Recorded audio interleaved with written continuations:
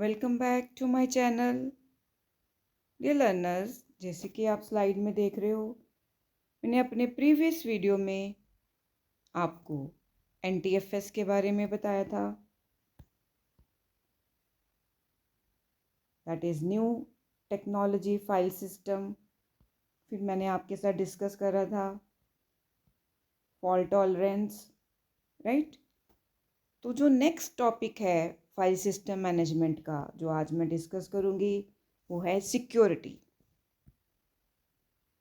NTFS has many security options. जैसे कि आप स्लाइड में देख रहे हो, you can grant various permissions to directories and to individual files. It means NTFS में जो यूज़र हैं वो अपनी डायरेक्टरीज को, फाइल्स को डिफरेंट परमिशंस दे सकते हैं। These permissions protect files. अब ये परमिशंस जो हैं वो क्यों ज़रूरी हैं? वो परमिशंस इसलिए ज़रूरी हैं क्योंकि फाइल्स को क्या करना है, प्रोटेक्ट करना है, लोकली और साथ में रिमोटली। ज़रूरी नहीं है कि आपकी फाइल्स और डायरेक्टरीज लोकल पड़ी हों, वो रिमोटली भी हो सकती है। रिमोटली मीन्स सपोज़ आपका जो सिस्टम है वो किसी दूसरी प्लेस के ऊपर पड़ा हुआ है और आपने उसको सिक्योरिटी प्रोवाइड करनी है, तो जो विंडोज़ 2000 का NTFS का सिक्योरिटी फीचर है वो हेल्प करता है फाइल्स और डायरेक्टरी को रिमोटली मैनेज करने में।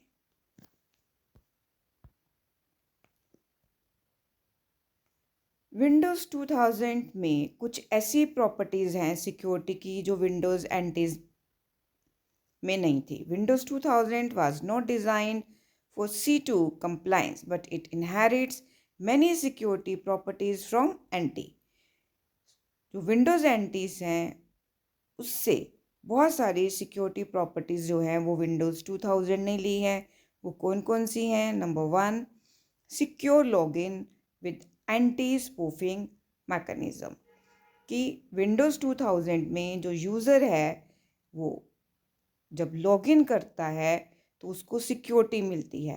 इट मीन्स कि कोई भी पर्सन जो है वो आपके सिस्टम को एक्सेस नहीं कर सकता, उस पर स्पूफिंग नहीं कर सकता। Number 2, discretionary access controls and privileged access controls. Dear learners, दो तरह के एक्सेस कंट्रोल्स होते हैं। एक होता है डिस्क्रिशनरी, जो यूज़र के एक्सेस कंट्रोल्स होते हैं, यूज़र के थ्रू दिए जाते हैं।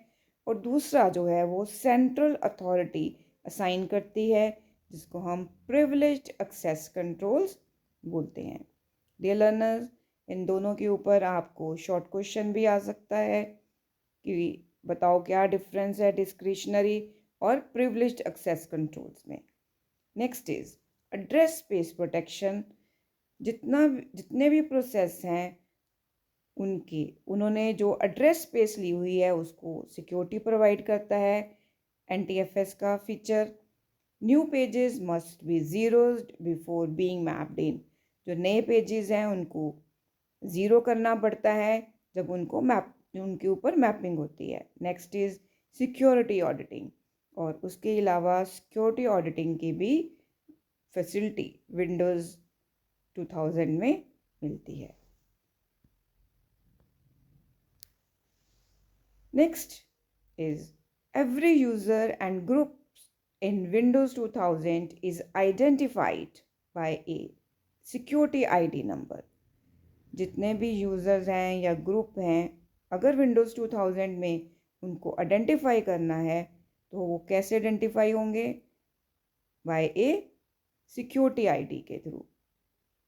और ये जो सिक्योरिटी आईडी है इसका एक नंबर होता है जो बाइनरी में होता है। Now what is the purpose of this SID? क्योंकि ये SID नंबर जो है वो वर्ल्ड वाइड यूनिक होता है, तो इसको यूज़ किया जाता है for process. The process and it's threads run under the user SID। जितने भी प्रोसेस हैं या थ्रेड्स हैं वो सारे इस आईडी के अंडर काम करते हैं। And only threads with authorized SIDs can access objects. जिनके पास ऑथोराइज्ड सिक्योरिटी आइडेंटिफिकेशन नंबर होता है, वही ऑब्जेक्ट्स को क्या कर सकते हैं, एक्सेस कर सकते हैं। Each process has an access token, हर प्रोसेस का एक एक्सेस टोकन होता है which possesses its SID and other information, जो प्रोसेस की SID नंबर को प्रिजर्व करके रखता है और दूसरी इंफॉर्मेशन को प्रिजर्व करता है। So dear learners, I hope कि आपको ये टॉपिक समझ आ गया होगा। और जो NTFS है उसमें और क्या फैसिलिटी है, उसमें एनक्रिप्शन की फैसिलिटी है। मीन्स कि फाइल्स को जो यूज़र हैं वो एनक्रिप्ट करवा सकते हैं। सो EFS, that is encrypting file system, uses public key security to encrypt the files। Public की को यूज़ किया जाता है फाइल्स को सिक्योर करने के लिए। क्यों सिक्योर करना है? सो दैट जो अनऑथोराइज यूज़र्स हैं वो फाइल्स को क्या ना कर सकें, एक्सेस ना कर सकें। So dear learners, I hope कि आपको पता चल गया होगा कि सिक्योरिटी कैसे मिलती है NTFS में फाइल्स और डायरेक्टरीज को। मैंने अभी आपको बताया कि यूज़र्स के पास डिस्क्रिशनरी और प्रिविलेज्ड एक्सेस राइट्स हैं, हर यूज़र का अपना SID नंबर है, फाइल्स को एनक्रिप्ट किया जा सकता है।